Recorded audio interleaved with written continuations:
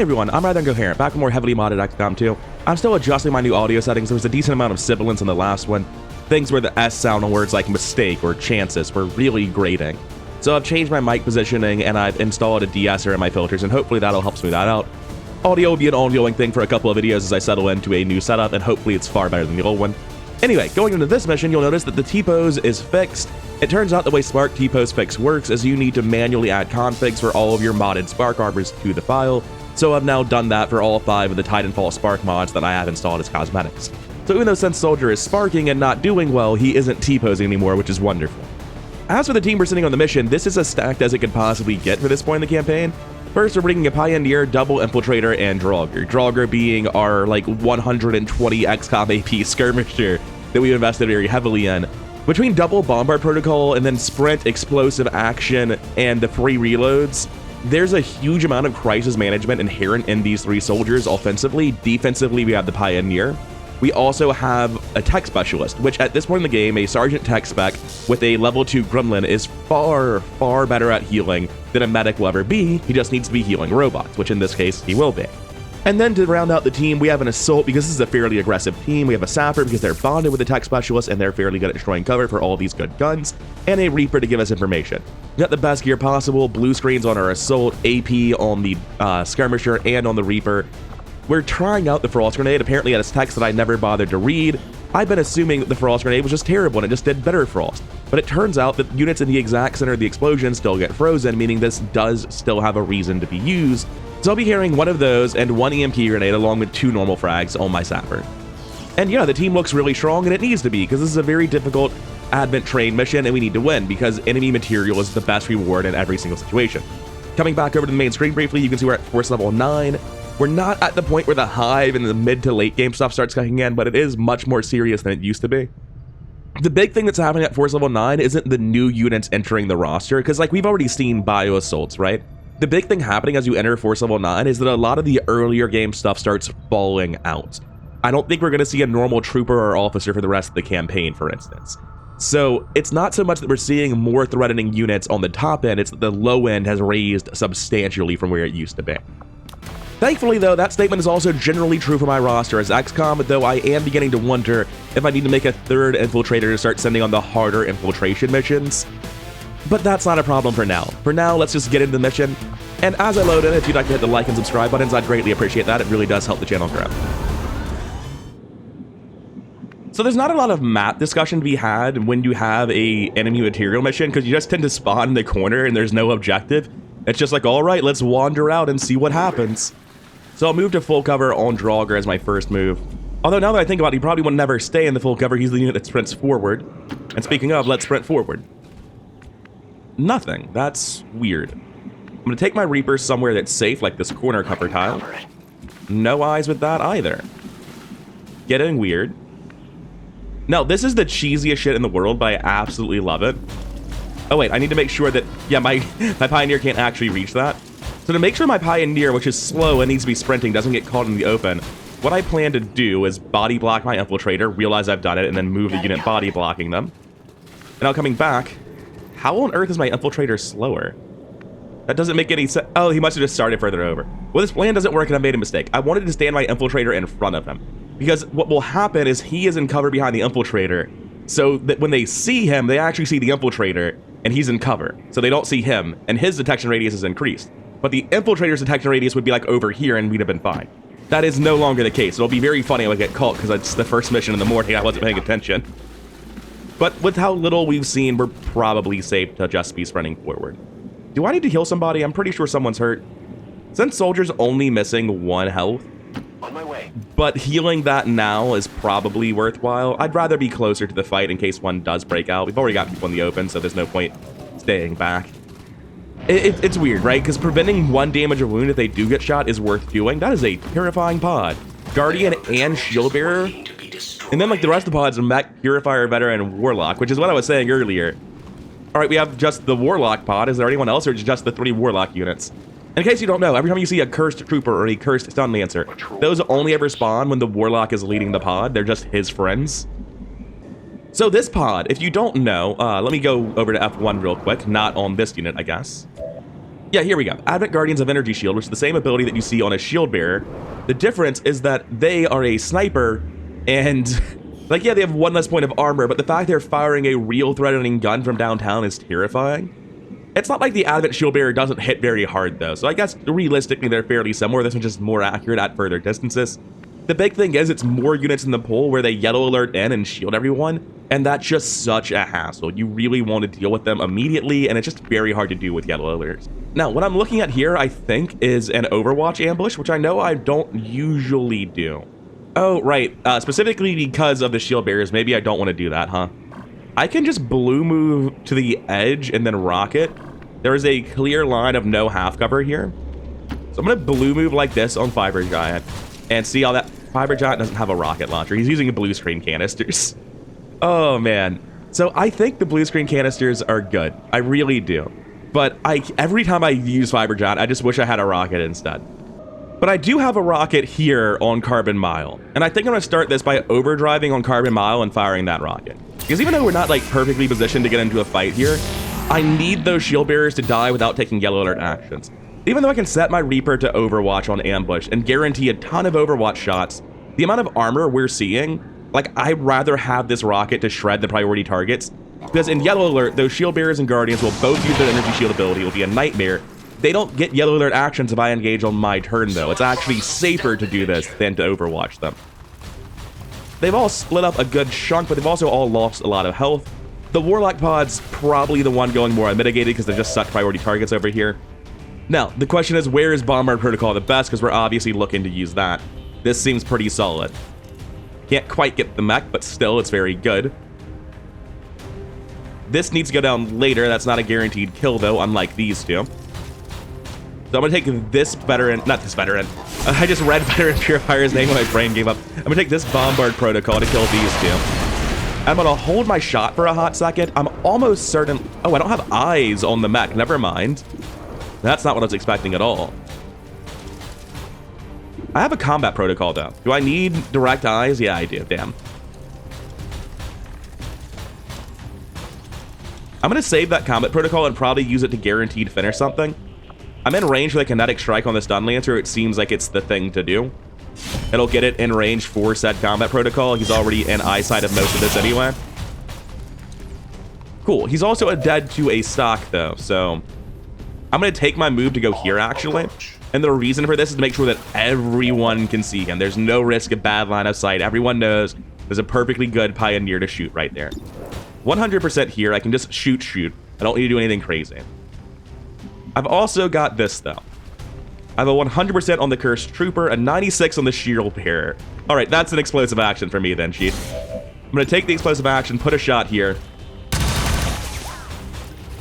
It's no longer clear if that's the best thing to do with my second shot. It is a guarantee, unlike anything else I could do. But what I can do is I can take the Justice first. No, because I want to keep shooting to build up the damage on the Justice. That's the whole reason I did explosive instead of anything else. So, yeah, gonna go ahead and take the shot. There are other ways to deal with this, but it's like the shotgun on my sapper could also just shoot a grenade instead, right? So now we take a Justice on the Guardian, or sorry, the Shield Bearer all the way in the back. Hopefully it animates quickly and doesn't freeze. Hey, look at that. Always appreciate it when it doesn't hitch. Yep, that'll do. Good job, Draugr. And now you get to reposition. We'll worry about that in a hot second. I went back to Carbon Mile and I got very confused because I thought I'd already killed the Stun Lancer, which I apparently have not done. It's hard for me to imagine that this is not the thing that I do with the last action of my turn. Something worth remembering that has just entered my brain. Warlocks have AP ammo. Fiber Giant's not safe at all. So I really need to reconsider how I've been playing this turn. I have just barely this to get that Warlock down to kill range or kill it on a max roll, and to deal with the Cursed Trooper as well.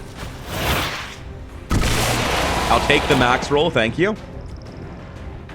And I'm out of range to do anything with the other Warlock. I can't even actually see him now that I look at this, but I know he's there. He's the only one left. If I run out left over here on Serenade, can I get eyes? Yeah, I can. Only briefly. But now that I know where he is, I'm going to test the Frost Grenade on him. Oh, he's at 2 health. I could have just shot a normal grenade. But I'm testing the Frost Grenade, damn it. I would like words. Frozen, yes. It's sweet spot still. Okay, cool. That's so much more balanced than just like max range, freeze everyone, no one gets actions. I've only got one action next turn, so it may as well be a guaranteed kill on this guy.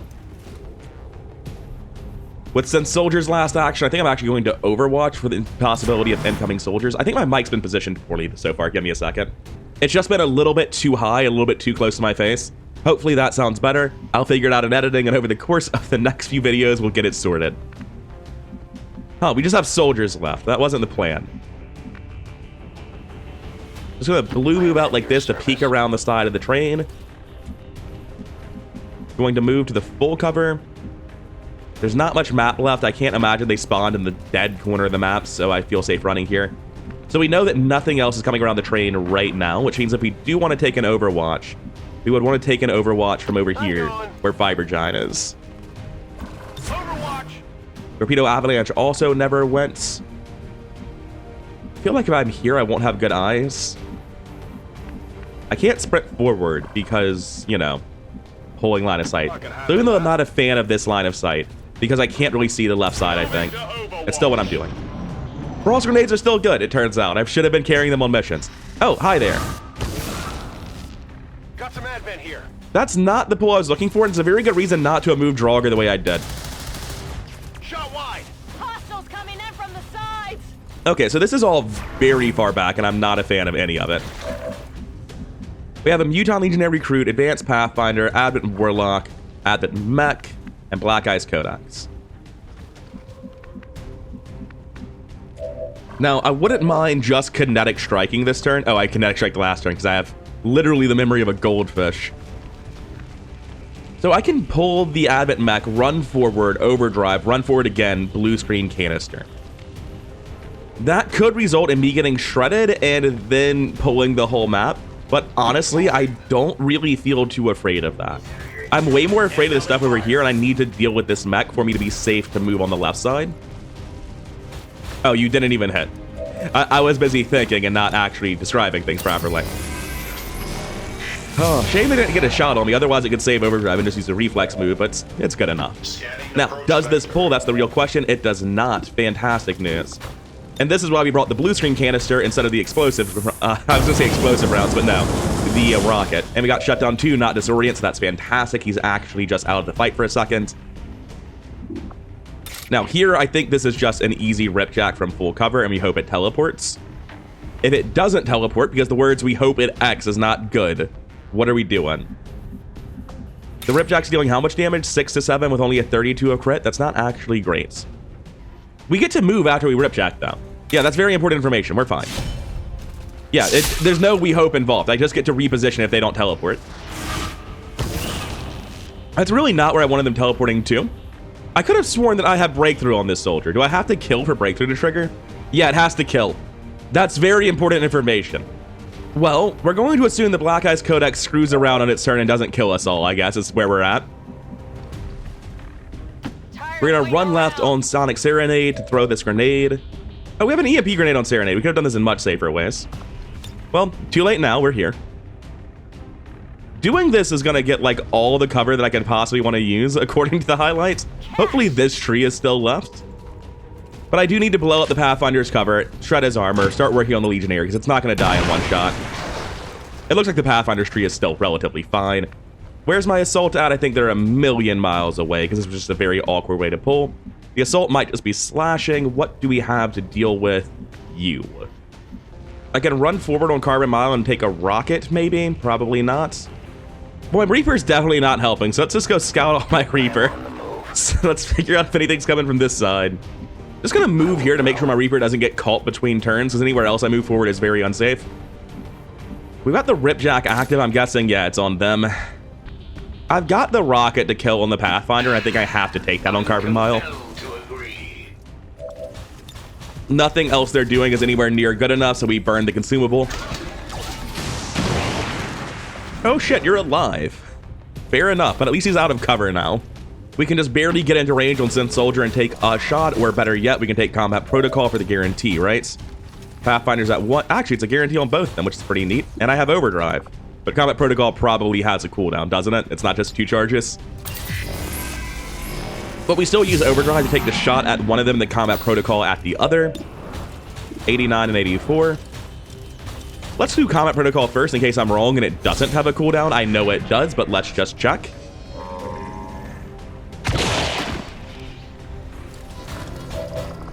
No, it's actually just charge based on this unit. It does not have a cooldown at all. I can immediately do it again. Huh, weird. Do I have backup plans? I don't, so do it again. Fair enough. I was like, you guys not telling me it has a cooldown anywhere. And I'll go for the relatively unlikely... that does pull more line of sight to go for the Skulljack. I'm going to take the slash. Does that not get you on fire? It looks like it should really get you on fire. I'm going to go for the Skulljack. Like, it pulls almost no additional line of sight. And I end in cover, and I want the Skulljack to be building intel, so let's go for it. Accessing target. Oh, were you not thawed before? Try not to take damage. I thought your odds would be better than that. But hey, we got it. Good. We didn't care at all about the facility lead. The increased chance of taking damage makes it very easily wrong. 2 active. It's you and the Black Ice. Well, the Black Ice is just not getting soft, man. Running and gunning. I do have blue screen rounds, though, so, like... I do want to run over here into Overwatch in case it comes out. I thought it was closer than it was when I clicked blue screen. I was like, I'll just go for the other one, it's fine. And I was sure that I was going to shoot somebody this turn, and then I realized that, no, I don't want to do that. I just want to come over here. Meaning that I've completely made the wrong move, but it's fine. Running gun's a useless cooldown that no one cares about. You get countershot off of stocks?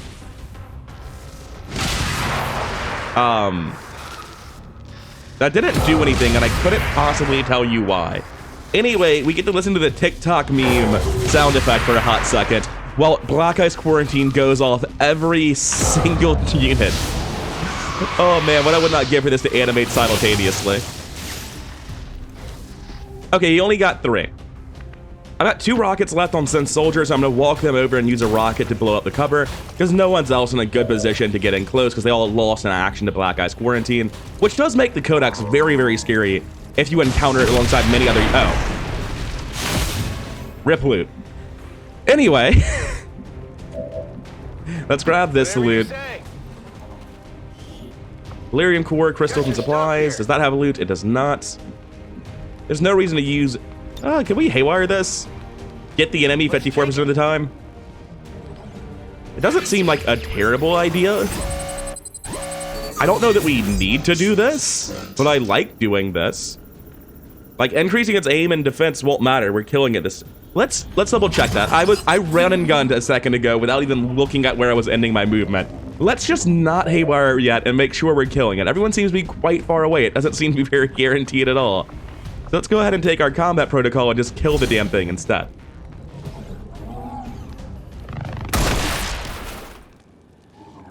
Alright, and now I think the goal is to sprint my units up into this general area, catch up with the people who are further ahead. You explosive act... No, you didn't explosive action. You got Black Ice Quarantine. That's fine. You can still run forward. Same here. Whatever you say. My Reaper can start scouting this side of the map now. Hopefully I don't just immediately walk into someone up here. I didn't see any weird tiles at the top. And so far there's still just been nothing on this side of the train. We've just been doing a 7-man mission and crushing it with all the resources we invested on the other side of the map. And I think everyone here is just gonna hang for a hot second. Alright, so we have a couple of Overwatches. Everyone's grouped up over here. We're continuing to scout on Regal Dawn, who is, I promise, a very helpful and powerful unit. How much map is left? Enough that I would like to move here and look over the other side. Nothing. The other pod must be very far away from where that fight was happening, though, because there were, you know, kind of a large quantity of explosions. Gonna go ahead and just take Fiber Giant and blue move forward to this area with better cover. Alright, so that starts to narrow down where the enemies can be. Now we just have to figure out where they actually are. Honestly, no. Whoa! Hello! The enemy, singular, possibly. A Berserker, didn't she? Her curiosity was not unfounded. Didn't see that coming. All right, the Berserker Queen has arrived. I feel like we have a very good team for this. I also feel like it's very important we have all of our shredding guns on these infiltrators overwatching at the end of every turn. I'll comply. We don't have the frost grenade anymore, which, you know, seems like a mistake in light of recent events, but we'll be fine. Scanning. Just want everyone as far forward as they can, overwatched, in case it's running at us. I assume it's relatively stationary or patrolling the back half of the map on account of the fact that, you know, nothing's happened so far. But I don't know that's the case. Also, these hay bales might really muck up our line of sight, so even if it does run at us, it's possible we don't get good shots. Go ahead and overwatch, man. I know it's not going to do anything, but still. Walking back. Okay, so it's very important we don't fight that thing near the train. Let's move up to here, keep looking for other advent units. Still nothing. Still nothing. We get eyes on the Berserker again, though. No. Being near the train improves the odds we have to destroy loot. So I'm going to make a point that Fiber Giant's going to anchor us, like, sort of on this other side.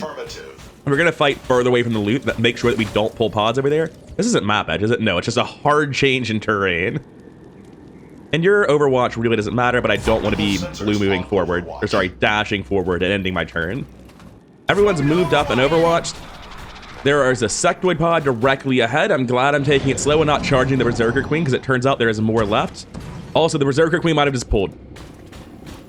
It didn't, but it will next turn thanks to Yellow Alert.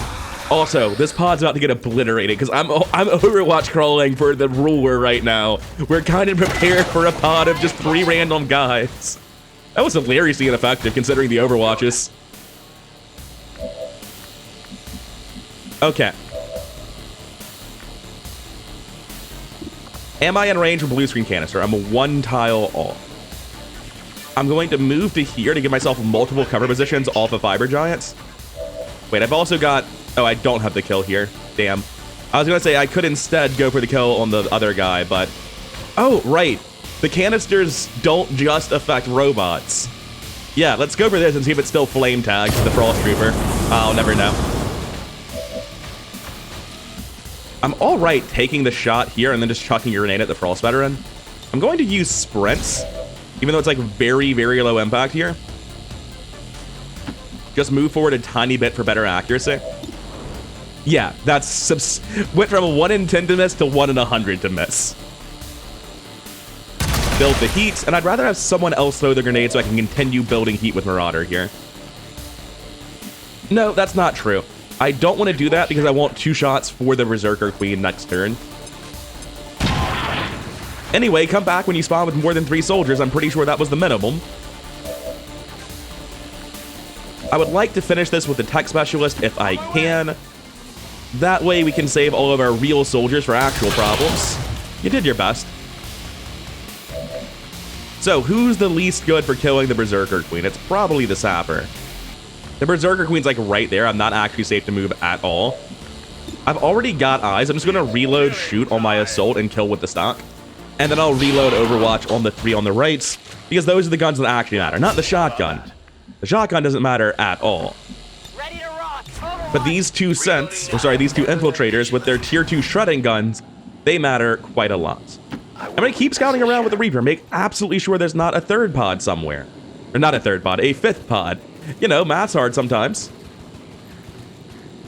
So far, nothing. And it should run in. Where are you going?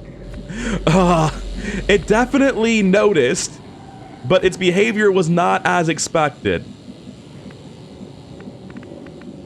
So, I think this is normal. That's just weird cover breaking up where I'm getting by routing. Doesn't look like anything's blocked. I don't know where the Berserker Queen is. So I'm going to blue move to this because it'll be safe thanks to Peek from Concealment. We're good. Going to blue move, well, not blue move now, but dash to this because of my current vision, that should be confirmed safe. Okay, it didn't move nearly as far as I thought. God, you're big. I want to say that one of my mods makes the Berserker Queen bigger, because when people started playing with the Omega Berserker mods and Bio Berserkers, those were bigger than the Berserker Queen. So the obvious solution was just to increase the size of the Berserker Queen to match. She is very large. Anyway, the good news is we know exactly how far forward we can move without pulling now. I'm going to take those moves. I'm going to move all the way forward. We appear to be bugged here. I'm just going to teleport the cursor one tile over and then not take the full blue move. Can we call it even? I'm getting real tired of that map bug that appears to be incredibly common in my campaign. And I don't think it's a map mod because it happens like in so many different areas that it feels like it must just be a core game problem being made worse by a mod. Though for the life of me, I don't know which one, and I don't know how to troubleshoot it quickly. So for now, it's legitimately easier to just deal with it by letting it happen. Over here, I think I'm just going to route like this, give myself more cover positions. We're going to take the reload on Draugr instead of actually overwatching. Yeah. I don't think the overwatch will matter. I think the reload might. Okay, now if it turns around, it's gonna get messed up. It did turn around, just not in the way that I meant. Alright, so I've reloaded my save, and I'm not ashamed to admit it. You might be thinking, it's because you were stacked with a Berserker, you idiots! Why would you stand so close together? And I agree, I forgot the Berserker is incredibly fast, and it hasn't been sprinting, it's just that fast. And it has AoE attacks that stun everyone and deal huge damage. That's really important, but that's not why I reloaded. What I forgot, because I've seen so many different versions of the ruler rules, is that normally I'm never overwatching rulers. That's such a bad way to deal with them. It's very rare to be in the situation where I can overwatch trap one. So it's literally never happened to me. It turns out that with the rulers use prime reactions mod, prime reactions includes taking damage from an overwatch shot. So in the previous version of reality, I loaded before the Berserker finished its turn, but it had already AoE'd everyone, beaten my tech spec to death, beaten one of my sparks nearly to death over 2 attacks. It was still running around. It had like 6 to 8 bonus actions. And fun fact, these sparks aren't all upside, because when the ruler runs up to them, they're going to counter-strike him, which is really bad. Like catastrophically bad, because they're going to deal no damage and give him an action, and that can't be avoided. What we can do is we can spread out our units and not overwatch on anyone who doesn't have a good gun. That seems very relevant to our interest. So anyone who has, you know, not the best guns is going to just fall back and not overwatch. Realistically, we're trying to get this guy to leave relatively quickly. I'm not sure what the... Oh shit, we can stand on top of these? How do I get you to do it? Yes. This unit is relatively active. I found the high ground shot. I think. I don't know if this counts as high ground. For all I know, he's gonna fall through it like a cartoon. Can I get on top of any of the other ones? Like, no, it's just that one. Weird. I feel like I'm not supposed to be looking on top of that then.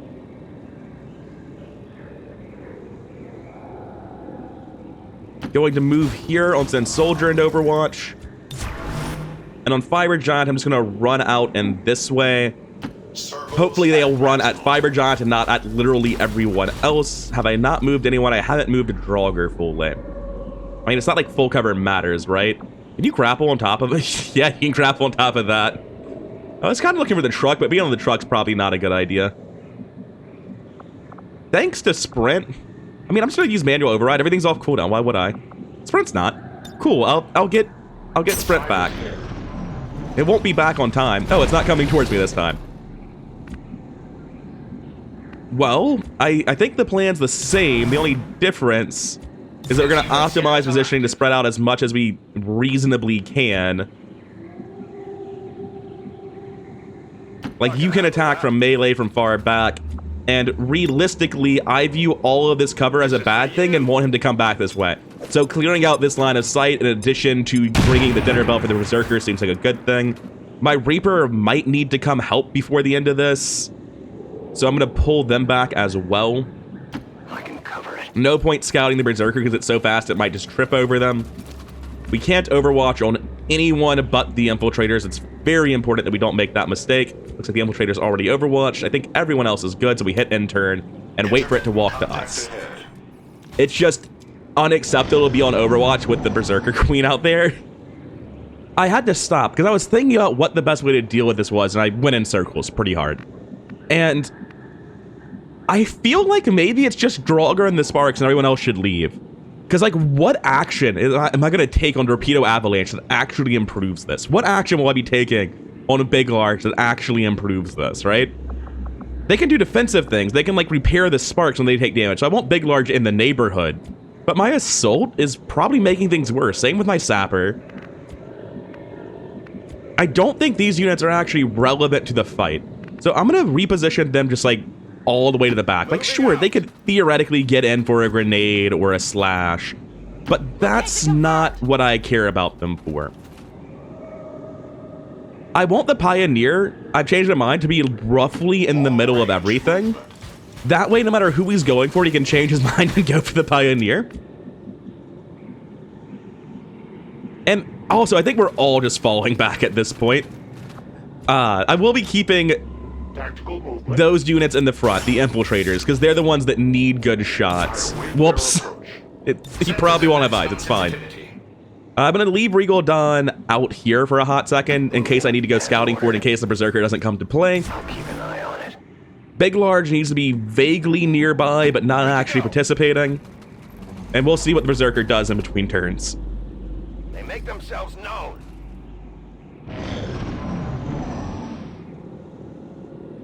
Nothing. Well, let's get eyes on it and try to figure out what we should be doing. Never like doing this. I am on the move. The Reaper will have better eyes next turn, and I'll probably just be back with you once stuff starts to happen. Because we're in a sort of an awkward spot where we're very much abusing AI, because like, you look at the stats on the thing, it hits 5 to 8, 75% accuracy, it has a bunch of terrifying AoE abilities that stun. These units just make things worse when they shoot it, they don't improve it. I only need the powerhouses interacting with it. I honestly think Draugr's too far away, but honestly, that might be beneficial. Because I don't really want Draugr interacting with any of this.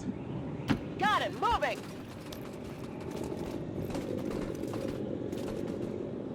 Definitely something coming.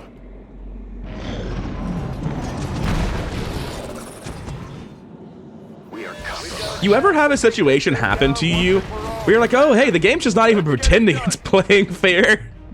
I mean, it's fine, because I'm pretty sure the Berserker Queen can't dash and attack, nor does have Blade Storm, so I'll just run away. I mean, we were kind of getting to that point already, right? The plan was just run away.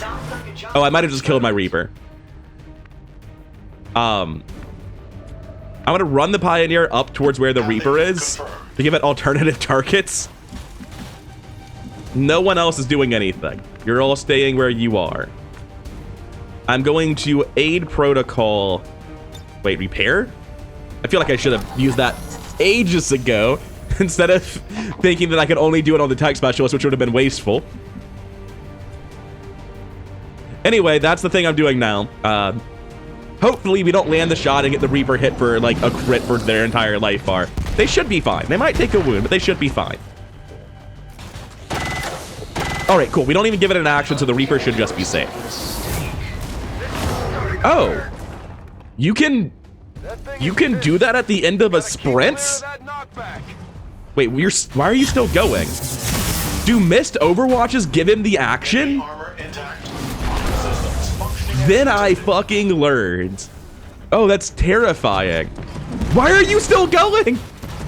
Oh, it triggered a counter strike. I don't know why it just ran up and didn't do anything, though. I also don't know why it's burning, to be honest with you.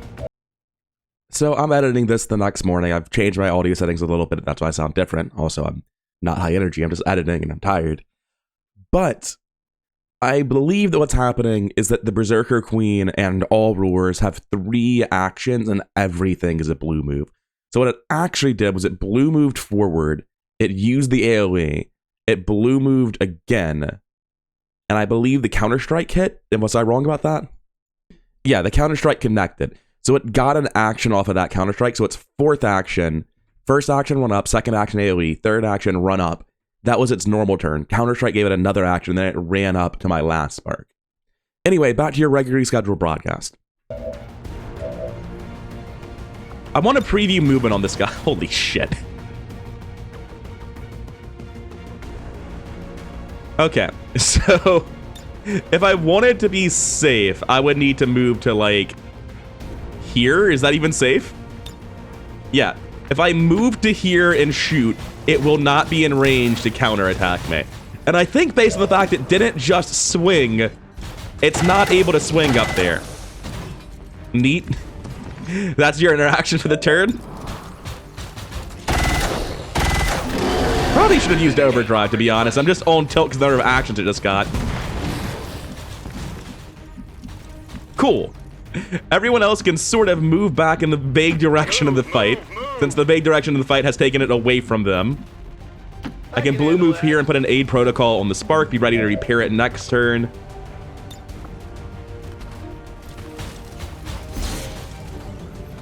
Because even though it does get reactions for literally anything attempting to interact with it, including missed counter-strikes, which fucking sucks.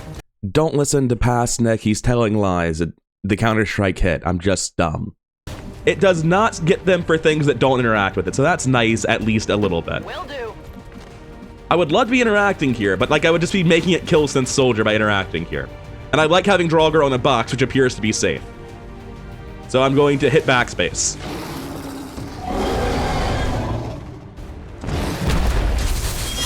Ow. It's amazing that I didn't remember this during the game, but like burning does stuff. Typically, burning doesn't do that much to most units. It just makes you hunker down and burning stops. But for enemy units, burning does turn off abilities. Most notably, something that's happened in this campaign is when a stun lancer runs through fire and catches themselves on fire, their attack fails because they're burning now and it turns off melee attacks. Yeah, that's really important information. I got very lucky in this fight. I'm still not sure why he's burning right here after the missed counter-strike.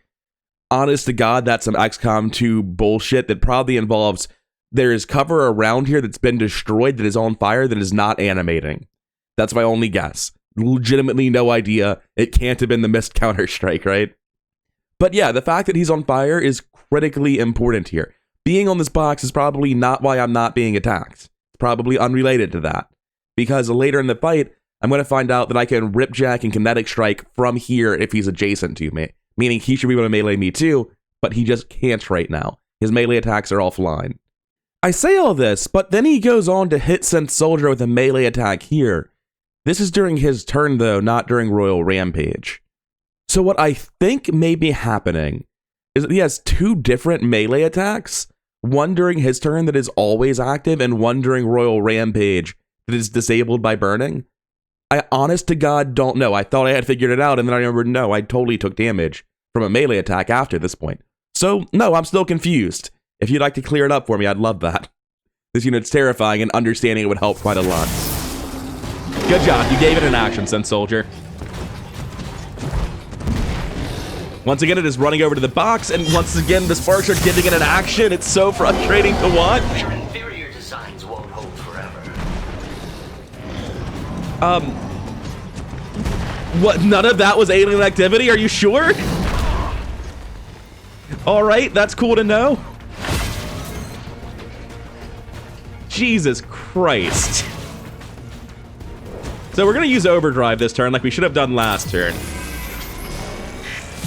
I know that it won't melee attack the same person twice in a row, which is very important knowledge.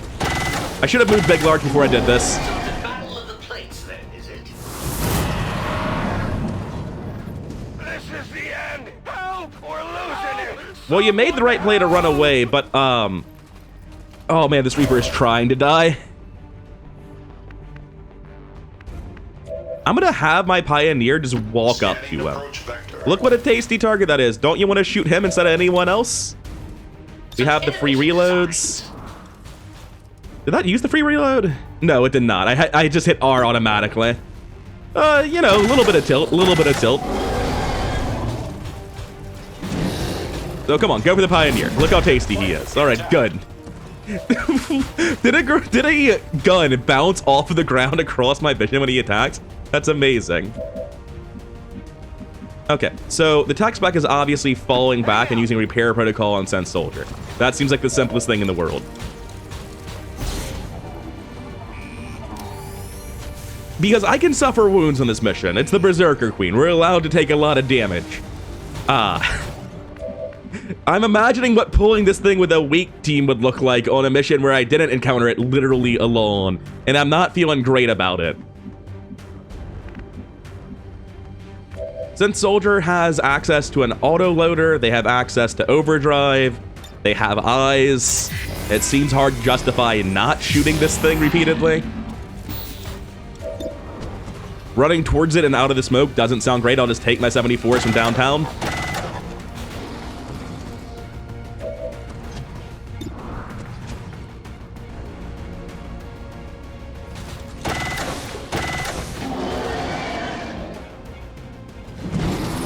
Okay, so, oh my god, it's so fucking good.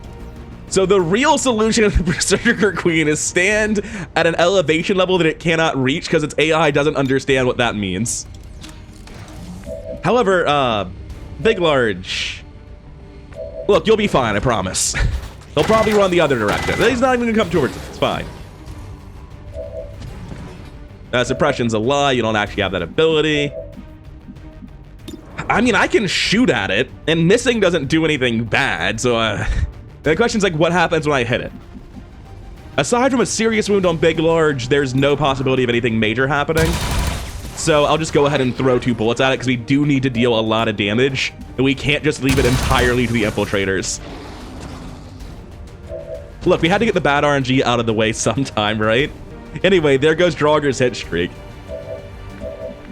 It's like, we have actions left, but do they make the situation better? These shotguns with their stocks means that if I miss, which I will, because I'm gonna be far enough away to not, you know, risk anything, I've just given an action for 1 damage, which is terrible. So I just end turn now. No one else can interact with this.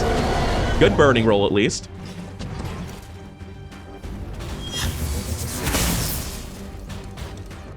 You'd almost think I was human. It's fine, Draugr's on a box, he's invincible. You are not invincible, unfortunately. Wait, why did it not attack? I'm very confused about when it attacks. If anyone can link me to a breakdown of the Berserker Queen's behaviors, I would love to hear it. Now, to be honest with you, I feel very comfortable in what Sonic Serenade's next move needs to be. I will continue moving the Pioneer generally towards the Berserker Queen. You're on box, you're on box, you're in smoke and far away. Big Large probably is just gonna run away at some point during the turn. Oh, was that the Assault I moved? Oh, the Assault's panicking, so is the Reaper. Right, yeah. So you're the guy with gun that can see it this turn. Take the shot. Wishing I had dragon rounds right about now. Idiot. You can't reach me, I'm on a box.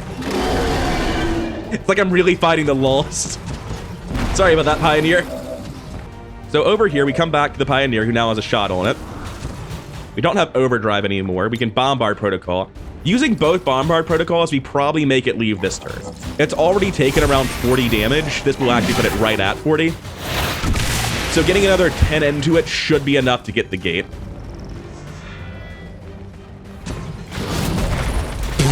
Yeah, sure, just don't take the wound. That's cool. Anyway, take your 80%. Nice. Very nice.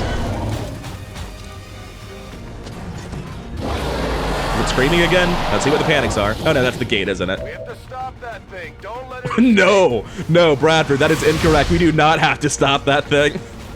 What are you talking about? I think our highest damage is to take the explosive action that's available to us and Ripjack Strike at 9 to 10, because we're at literally, we never get to build heat and then do stuff. The fight's always over by the time you're at max heat. That's the constant paradox that you live in with skirmishers, is that as you build heat, if the fight's still going on when you get to a full bar, something's gone terribly wrong. In this case, this would be the something that has gone terribly wrong. But it does also mean that now you have 9 to 10 with a 70% to crit because you have a full heat bar, and every point of heat was like 7.5% crit and half a point of damage. So this is a pretty good parting gift. Oh my god, it has a stun chance, and we got the 1 in 4. I think that only lasts for 1 accident. I don't think everyone else gets to come hit it. I think we bombard protocol and now it runs away. But still, that's fantastic. If it doesn't get to run immediately, that's very important. No. Oh. You don't say.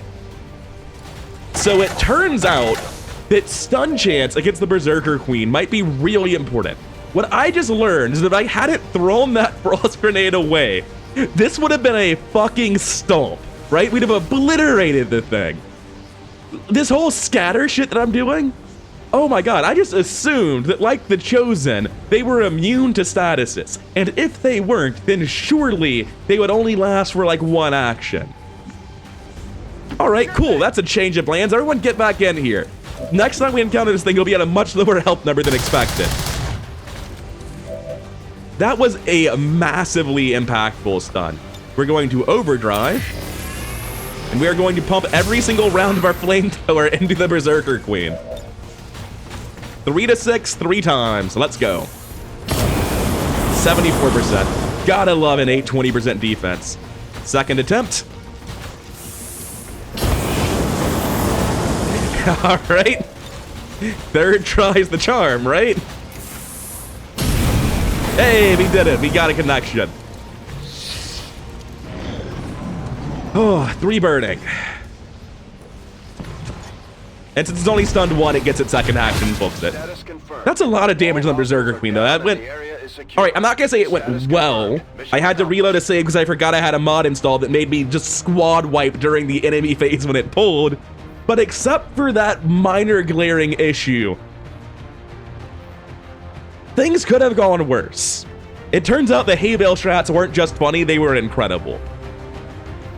I'm trying to figure out what that fight looks like without abusing the hay bales, and I'm not seeing good things. I'm picturing very bad outcomes. Who is our MVP? Big Large is not in this picture. This part of the mod just never ever works in my mod setup. I don't know if it's because of me doing like content creator stuff where I'm constantly changing the pictures because I'm taking pictures for thumbnails and then deleting them out of the photo booth. I don't know, but this never works for me. It's always broken. Big Large getting the broken Skulljack damage and not much else. Sonic Serenade, this was a non-violent protest. They actually just came here to see what frost grenades do. Fiber Giant doing surprisingly more damage than I expected them to. And also, I don't know what this 8 of 11 shot accuracy is. Did I take 11 shots? Apparently I did. I'm very confused by that. Depressed Stronger with MVP at 4 kills, 55 damage, and also all the damage that stun got us as well. Very, very solid. Most hated unit Berserker Queen checks out. Most hated unit Berserker Queen checks out. 3 and 55, or sorry, 3 and 59 on Carbon Mile. 5 and 46 on Sense Soldier. Torpedo Avalanche also here to protest non-violently. That's just sad. You missed 5 shots but only dealt 2 damage if 3 of them were against armored targets. And the Reaper's a great unit, I promise. They do stuff. They're fantastic. So I've been thinking about that mission as I load out. I think until the Berserker Queen is dead, I literally cannot launch a mission that can't deal with it. Because I'm just imagining another team getting it, right? Like, we have a minor wound on Fiber Giant, a fairly serious wound on Sense Soldier, to be honest. Big Large ranging, wait a second, Captain, our second captain of the campaign. Let's talk about tech specs for a hot second. Anti-armor doctrine's really, really good. It gives you the Shredder perk and 30% chance to critically hit against machines. Unfortunately, he's a tech specialist with tech specialist aim and tech specialist guns. Targeting uplink is neat, because it makes mechanical units better, right? It gets rid of their aim penalties, it gives them plus 10% critical hit per gremlin tech level. It's not bad, and his job is to support sparks, but that's still very, very niche, and that's assuming it's a blue move. I don't know that it is. Always ends your turn. It's not even a blue move. It just doesn't seem worth to me. And then we get to electronic warfare. First of all, just flat plus 10 hacking skill. Second of all, the failsafe ability that I've literally never used this campaign is now a free action making it much more beneficial to use it because you're not giving up half your turn to do so. And also, mechanical enemies lose 1 action the turn they recover from a shutdown or control hack. All of that's really, really good. Plus 10 hack and failsafe being a free action makes your odds of successfully doing a Haywire protocol drastically higher. Your odds of successfully getting whatever the objective is and getting your bonus 10 intel or whatever, just massively higher. Electronic warfare is the way to go. If this were an 18 soldier, I'd be looking at anti-armor doctrine as something I'd buy with AP eventually. Going over to the second page, we have a 28-day wound on Regal Dawn and 12 days on Avalanche, who's making it to Lieutenant and taking lightning reflexes because of course he is. Do you want battering ram for a small amount of armor some of the time? Do you want combatives to occasionally, stab a guy who runs at you? Or do you want to not die to Overwatch fire and give your entire team the ability to ignore Overwatch fire by process of you running it? It's incredible. Just so, so good. We got 31 Illyrium, 155 supplies, either 2 or 4 Illyrium cores, I am unclear. 20 intel, 84 alloys, that's the big one. Some corpses, not the biggest deal there. Huge amount of damage onto the Berserker Queen. Probably going to be able to kill it next time, but even though it's only at like 50 health now, it's still at a threatening number, right? Like a bad team would lose multiple soldiers before it got through that 50 health, especially on a bad pull. That was a planned pull with nothing else on the map. That was like the best case scenario I could possibly have had for fighting the fucking Berserker Queen. And we still took 4 wounds, several of which were massive. Draugr is shaken, unsurprising. We're gonna go ahead and staff this infirmary.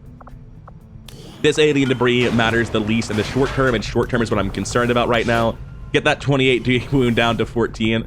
We were at 4 soldiers wounded before the last video. No time has passed on the strategy layer. Since then, we have had 8 soldier wounds. We have had a 200% increase in wounded soldiers recently.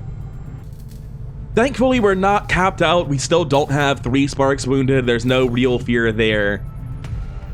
Coming over to the main screen, we still have 22 soldiers ready. How are we doing on covert ops? It's been so long since I looked at this screen. We have experimental items for aim +2, not really a priority. Useful items for health +1, not a priority. This fallen hero is kind of a troll. Resistance order for XP gain increase, not concerned at all. So yeah, the handful of stuff we haven't done isn't important to me. We're working on both Hunt the Chosen that we have access to already.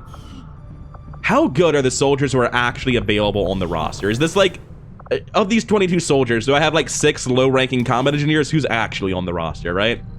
So I do have several very low-ranking soldiers available. It's more like 18 soldiers ready because these tech specs and these combat engineers are not actually ready. 22-day infiltration for these guys. Just, it's field medics, who cares? Is that how I'm handling it? It's pretty funny. The reason I'm here is I was looking at the idea of doing a base assault now because I do have 2 facility leads, that I could research if I wanted to. And activating them only costs a day.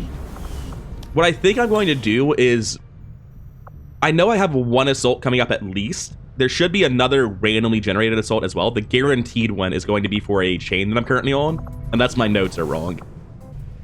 Oh, my notes are wrong. I forgot to close it. Okay, so there are no guaranteed assaults left. There will probably be a random assault generated, though. Because how many days are left in the supply drop? There's a good chunk, right? Oh, there's 4 days left. Never mind. In that case, the logic changes. Instead of being like, oh, there's going to be a mission soon, the covert ops will reset, and then we'll send out soldiers on that, and we'll have a bunch of missions coming up, so we don't want to do anything crazy now. We're getting high on avatar progress. The plan is basically to ignore it until it's almost out of time, and then sometime during the 30-day countdown at the end, we're going to research several facility leads when our roster is good, and knock out multiple bases back to back. So not only do we bring it down normally, but additionally, we're going to bring down the speed it's picking up when we do it. But for now, I think we just keep on scanning. The question is, what on earth were we scanning? I believe it was this intel. I have so much intel. I think it's still right, but I have so much intel.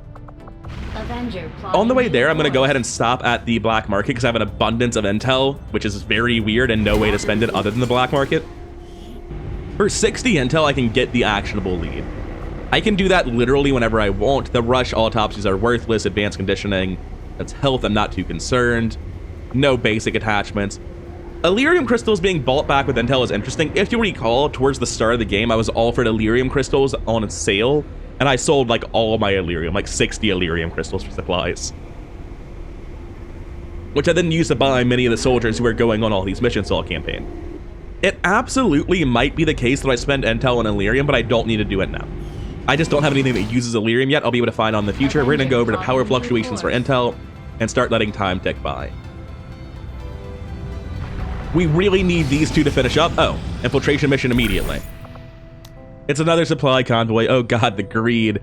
Oh no, I really want to go do that. It's a difficult mission, nothing else. I don't feel great about infiltration missions currently, so because of that, I think I'd be sending out the infiltrator on this mission. So here's where I'm at, right? I was kitting out the team for this. I've got Carbon Mile, I've got my 18 tech specialists. Not yet, but they've been stacking high. They're getting good. I've got a Sergeant Skirmisher, I've got a Lieutenant Combat Engineer, another Sergeant Marine. I was looking at the 6th soldier for the team, and I was like, oh no. Because when you look through the ranks, we've got a lot of corporals, and an alarming number of corporals are the people currently still available for XCOM and squaddies. We have Sergeant Gothic Toaster, a Sapper, Sergeant Crying Wolf, and Assault. We have Lieutenant Final Enigma, and Assault, Sergeant Field Medic, a Sergeant Sapper again, a Sergeant Marksman, and that's kind of it. We have like 8 other soldiers left. There shouldn't be anything else I really need to do in this supply drop, I think. But these people being gone will impact my ability to send out new missions in the near future. A lot of my soldiers infiltrated are gone for 7 days. I'm worried about my performance in the first assaults of the month. But that's why we made squaddy combat engineers. We might have to not do our covert ops immediately. We might have to send combat engineers that are really low ranking. And they'll still have rockets and flamethrowers and be kind of alright if that's the case. Although it's making me really regret going straight for the bridging tech and not going for the purifier autopsy to upgrade these gauntlets, because they would really appreciate that. I think the final soldier on this mission would actually be one of those squaddy combat engineers. The plan being that we have, you know, Marine, double combat engineer, skirmisher, infiltrator. We're going to try to alpha strike everything. I wouldn't mind putting a marksman on this team just because there's a chance they might have to stealth it, but this team's very good at alpha striking. I don't think that would be the case. What am I getting for doing this mission? I'm getting the resources required to make another spark. Like, honestly, that's a big part of it, right? But the spark itself isn't free. It's costing me experimental grenade time. It's costing me experimental ammo time. These are things that I've gone too long in the campaign without already, right? Oh, it's rough. I don't know if I can actually send this mission. I'm gonna take a small break. You know what's fucking crazy? I haven't built any flashbang grenades this far in the campaign, despite having multiple soldiers who really should be bringing flashbangs on every mission, because one of them gets them 3 flashbangs, and the defensive utility is tremendous. I'm actually gonna go ahead and use some of those resources I just got to build a mag shorty, because I need a second one. I have these so often, the damage difference does matter against a lot of big enemies.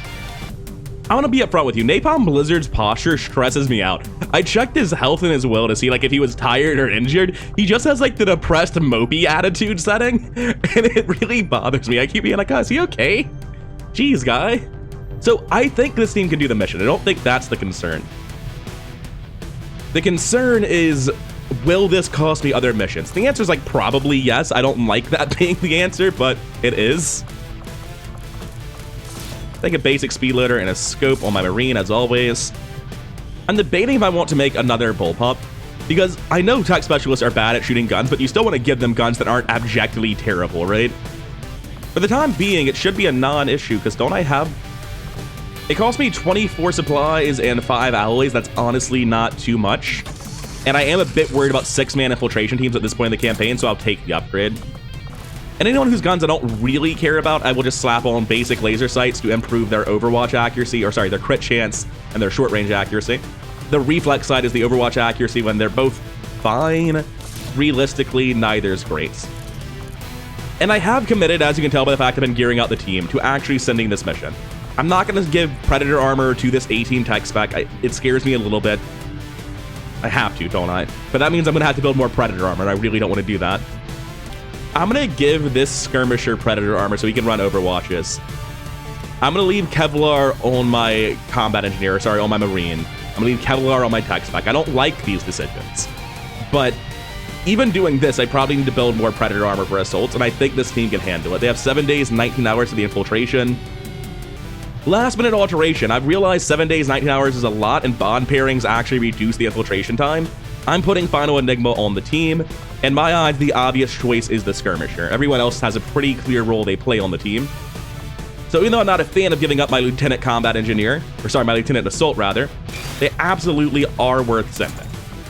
Okay, so thanks to that bond, we're getting 5 days off the infiltration time. It's also apparently a slightly faster infiltration because of the shotgun as well.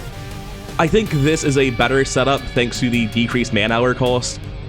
It's still not incredible, I've got issues with it, but it's just frustrating, right? It's so close to being obviously good, but we're not at a good enough number of units to feel comfortable with this.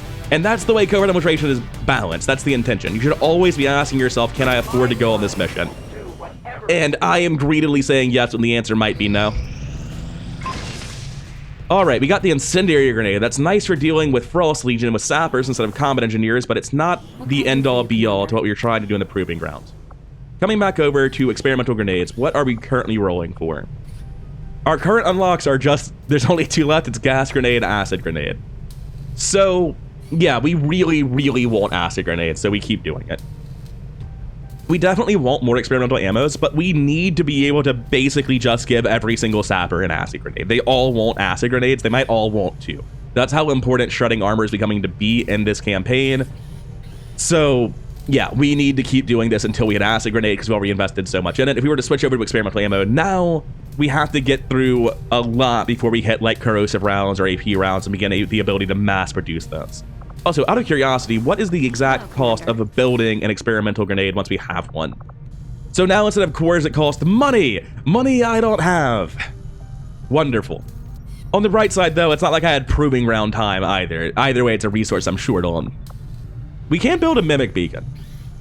That seems like a thing probably worth doing. But no point building it before we're using it. So, back to scanning for intel. We're almost done clearing machinery, thank God. View the room. We got alloys for that as well as supplies because it was an alien machinery room. Let's talk about what we're building. We're not building the lab. Let's get that out of the way right away. The lab and the workshop are both really valuable buildings to create because they give us 5 more spots for soldiers. The lab, however, sucks. The workshop is going to give us more engineers and more value than anything else, and we actually do want to build a workshop relatively soon.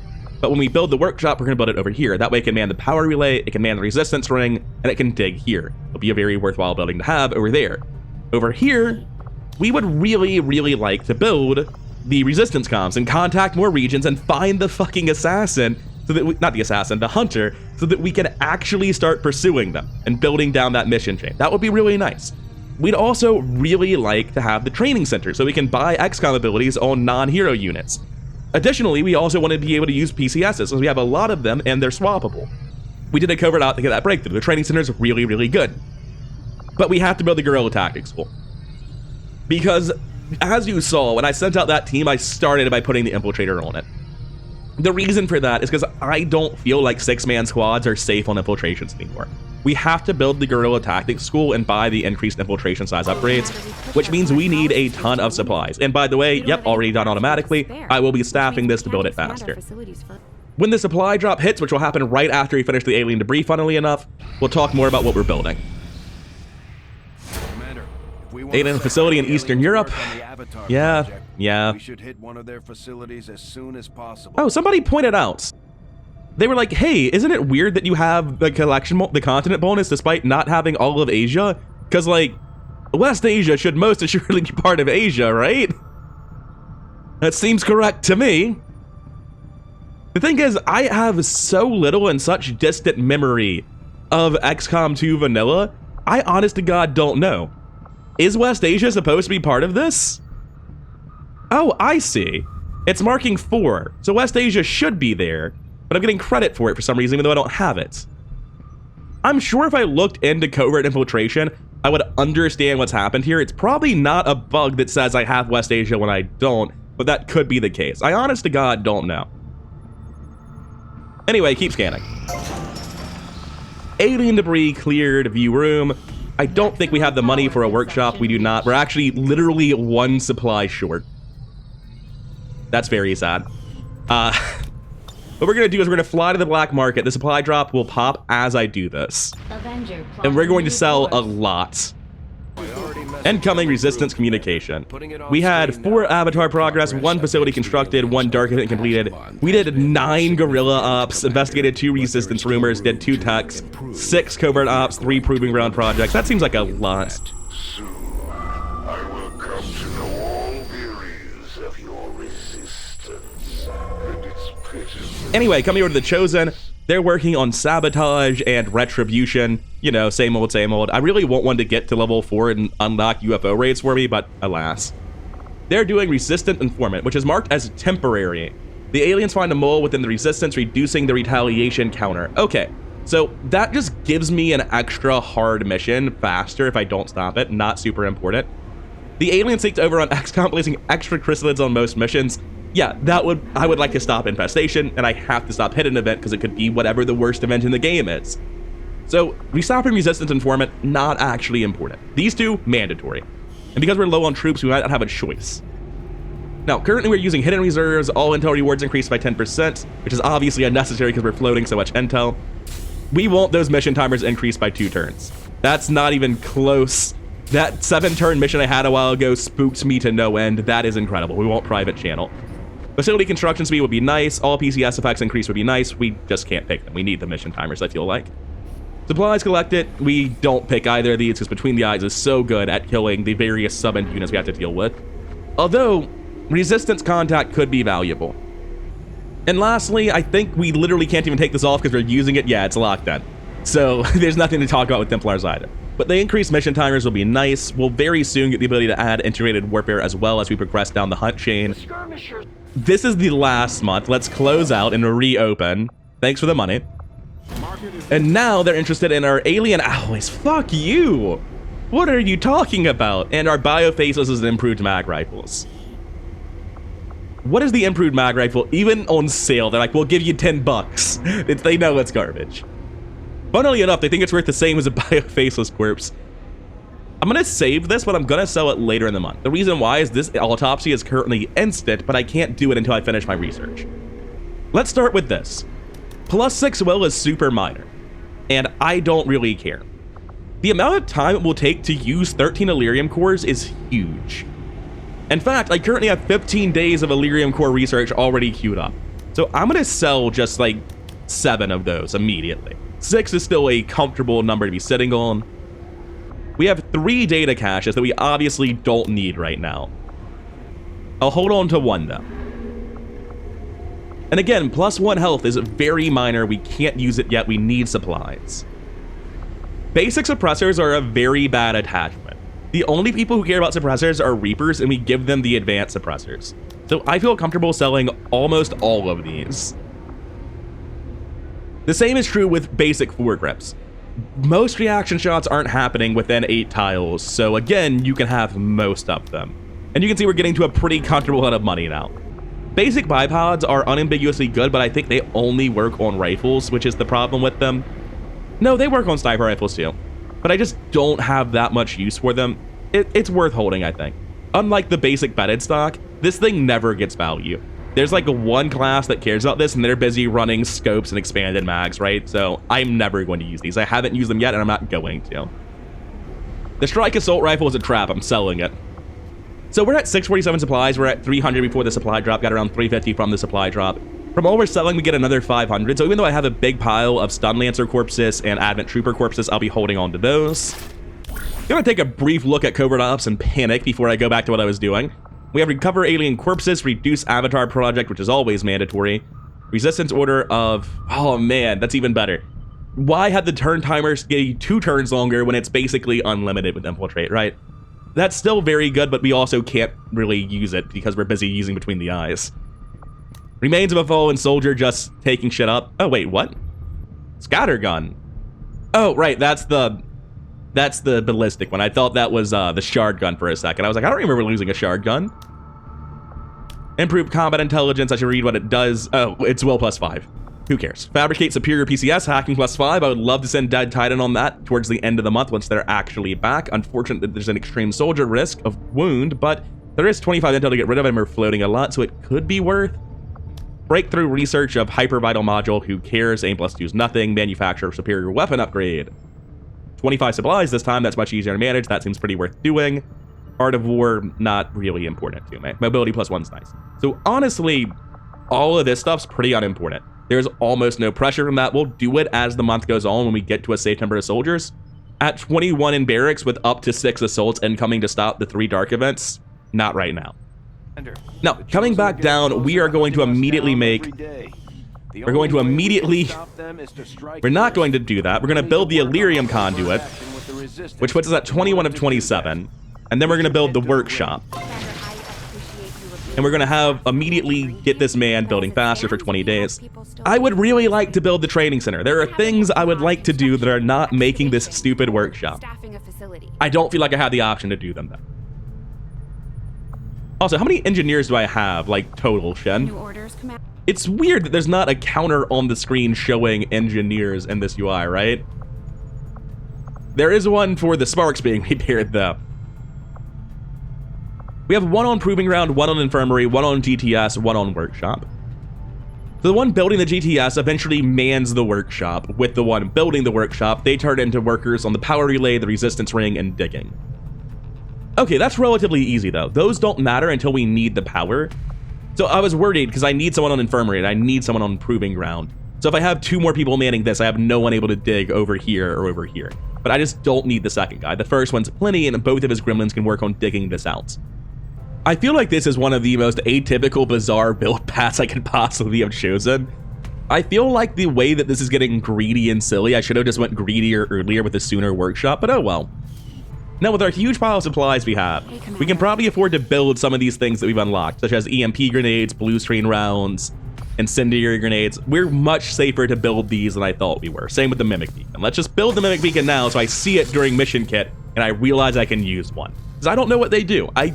Going to my mod list, I don't see anything specifically about the Mimic Beacon. I'm sure something somewhere has touched it, like Weapon and Item Overhaul could have done it.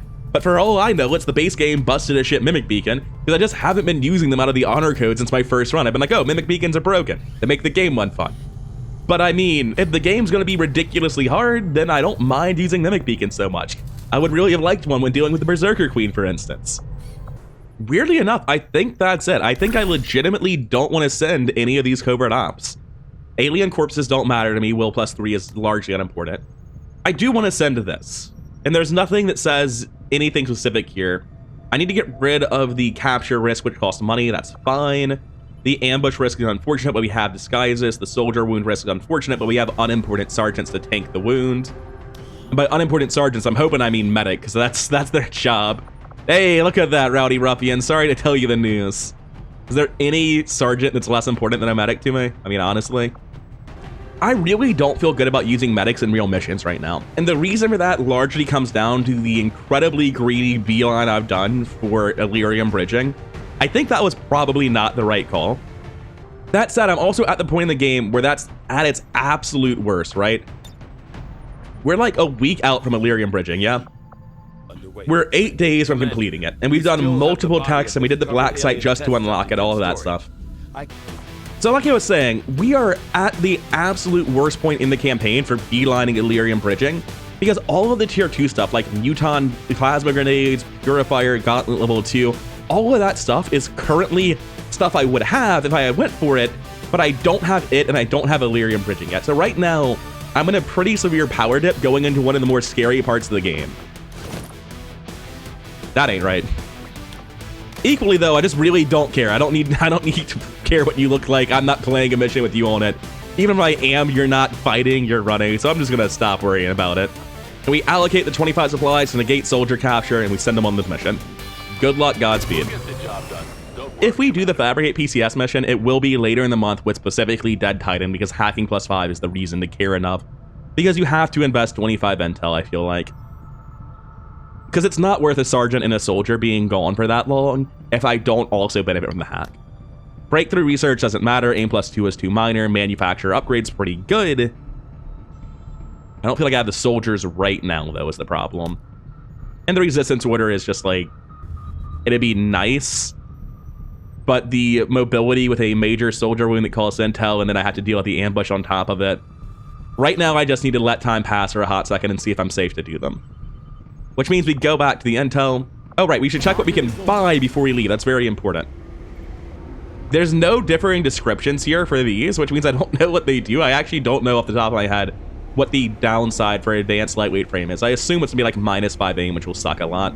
I've got a superior speed and a superior perception. I might be losing 100 intel on buying that. That's pretty valuable. I don't need supplies, and I don't think I need Illyrium, although this month the deal on Illyrium is much better. But again, I just don't have anything that uses Illyrium right now. I could spend 90 intel on this engineer, and that actually seems like it's legitimately very worth doing. It would be crazy not to, right? We're buying this engineer. Yes, I will spend 90 intel. We need them. So I think very obviously what they do is they start digging. Like, why would they? What do you mean I have 2 available? Did I rescue one very recently and not staff them? I feel very stupid. Proving ground manned, infirmary manned, building these, clearing that. Okay, this is fine. I hope he hasn't been not doing anything for too long. This is the second time this low engineer campaign that I have found, to my surprise, an unstaffed engineer. Now, coming back to the buy page here, I really don't think I should be getting the Illyrium crystals. I want to, but I'm going on another supply raid soon. I still don't have use for it. It'll take a while to get to it. Like, this is enough to start psionics. That's all that matters. The advanced lightweight frame is not good enough, right? There's no way it is. But superior perception and superior speed are very, very good.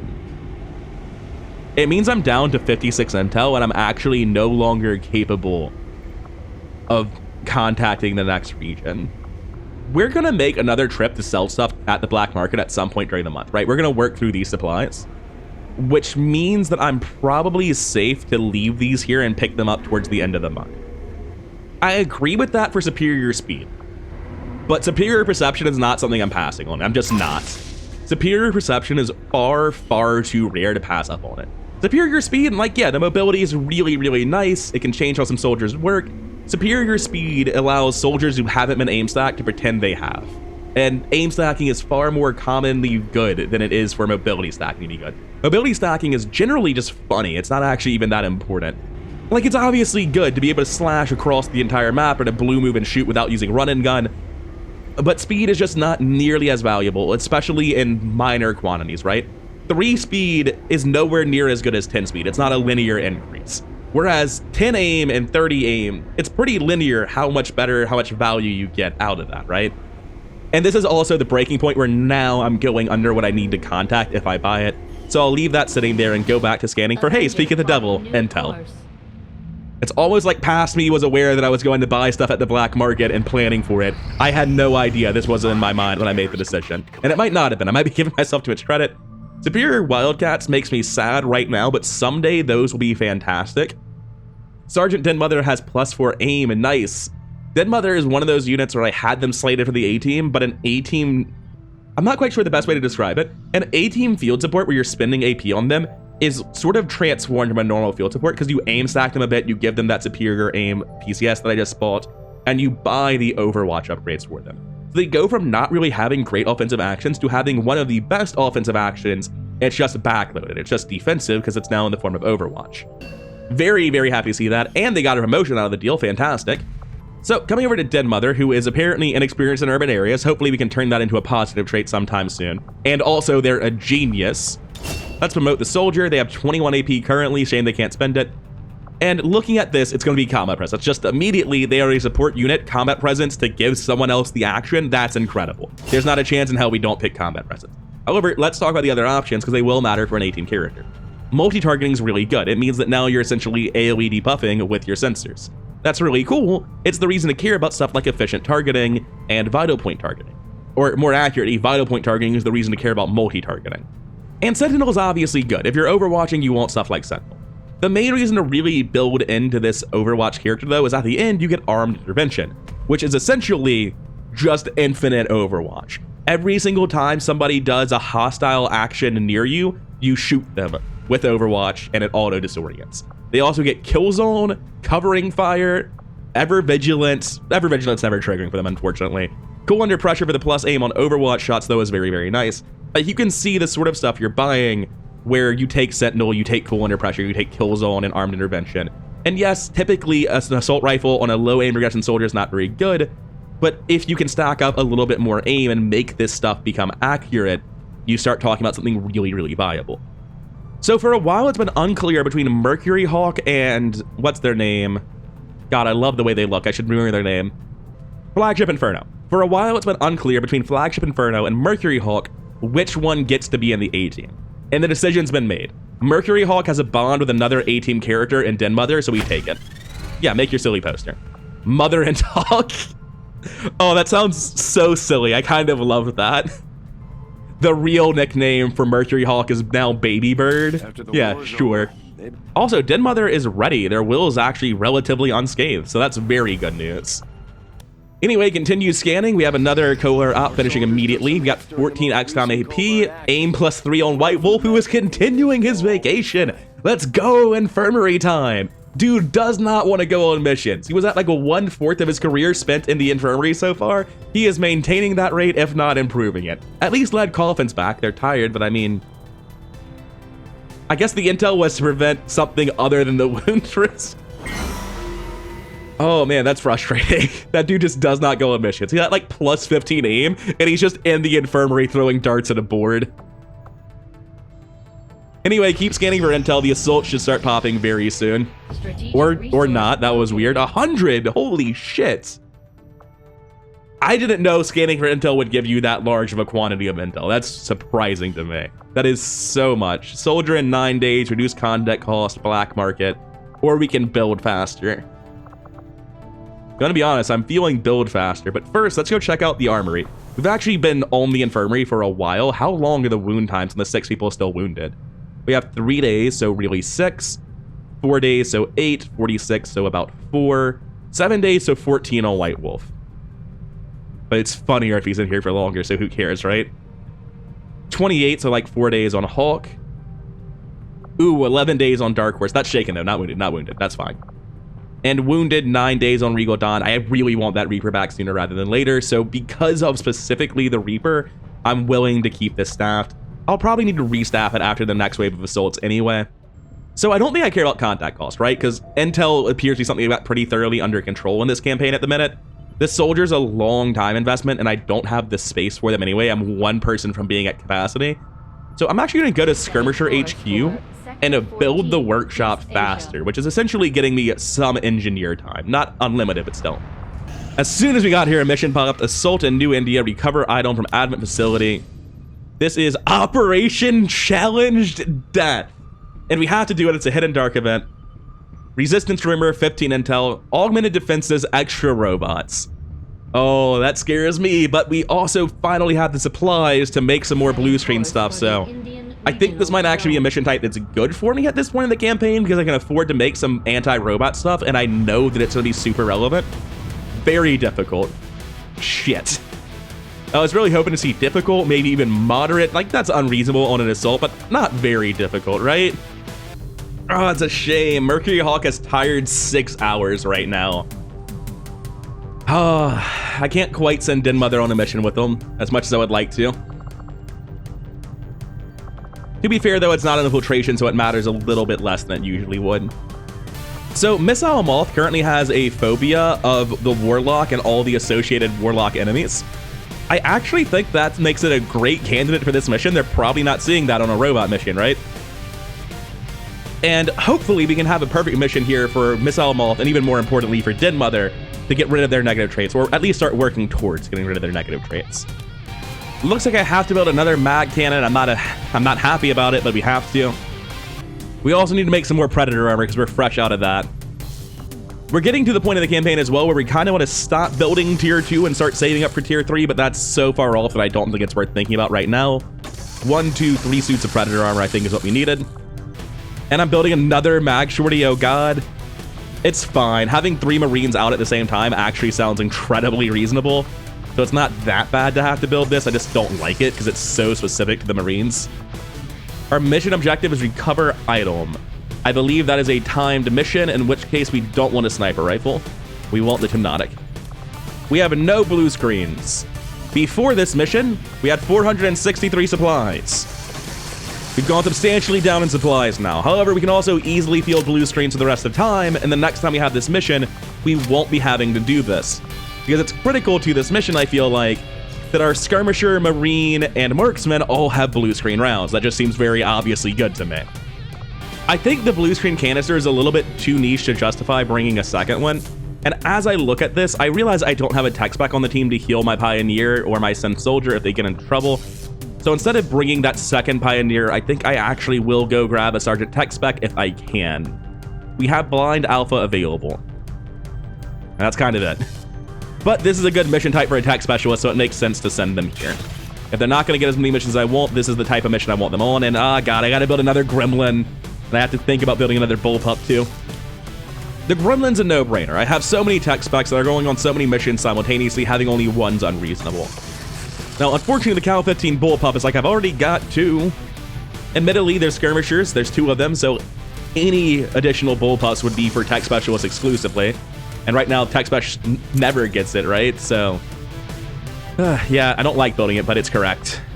There's no one on the team that specializes in dealing explosive damage. I mean, Sapper specifically and grenades. So I'll go ahead and give the EMP grenade here. On Missile Moth, I'll take the smoke grenade, and I also probably put them in Predator armor. I did buy it for them after all. I'm gonna go ahead and take the basic bipod on the sniper rifle, or on the Hypnotic rifle rather, the Vector rifle, because it isn't a sniper rifle and will appreciate the extra range. Always sad that you can't take bipods on cannons. I would love to. So glad you take an expanded mag on you. Actually, why would I do that? Why would I ever take an expanded mag instead of a basic speed loader? There are not enough scopes to go around, unfortunately, and that's never a good thing to hear. I'm sad to say that I'm going to be taking the scope away from the sniper, hoping they're accurate enough on their own, because the Helix rail cannon has shred. That makes it a far more important gun individually. And unfortunately, we cannot take blue screens on Sparks. That would be far too overpowered. Oh my god, I've gotten the advanced fuel line. I thought that was just the tank. It's not. That gives you additional charges on your canister. That's so good. Also so good. Plus 30 to crit on flanking shots or melee attacks. The mods for this thing are just kind of nuts, aren't they? And I think that's the team fully get it out. Almost completely tier 2. Like, I'm not upgrading the Holo Targeter, because that's actually just burning money, unlike the other 700 credits I spent on this mission. But the rest of this is just like really relevant counterattack, good tier 2 stuff. The only thing I'm missing, and I am missing it very dearly, is the tier 2 Gauntlet, which I need to do the Purifier Autopsy for, and I still haven't gotten around to it. But for now, I'm done. We're handling Operation Challenge to Death next time, our first automated defenses mission of the campaign. I think this is a strong team that can handle it. There's no one here that I would look at and call a bad soldier. Everyone here is solidly within the B team. Or better, because like 3 of these soldiers are explicitly A team members. These are some of the best soldiers in XCOM. Looking forward to seeing how it goes, because I am a little bit sketched out. That's going to be a lot of Codexes, a lot of mod-added enemies, I think, with Black Eyes Codexes, and a few Frost robots in the mix as well. Kind of spooked. We'll see that.